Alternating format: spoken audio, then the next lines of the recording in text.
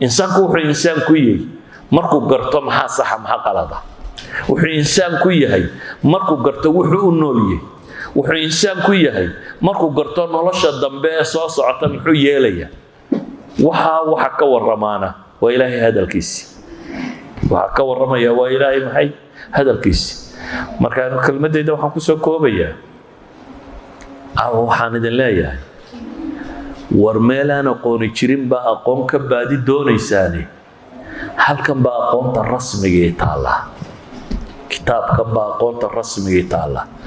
laakiin muslimku habeenu yeeshay ma arkayaba markay kan arki waayeen bay tii kalena xataa arki waayeen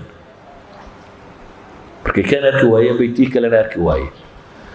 maantana dad badan oo wax sheegaya iyo ururo badan iyo hay'ad badan iyo wax badan oo aad arkaysaan ambashadiinay sii wadaan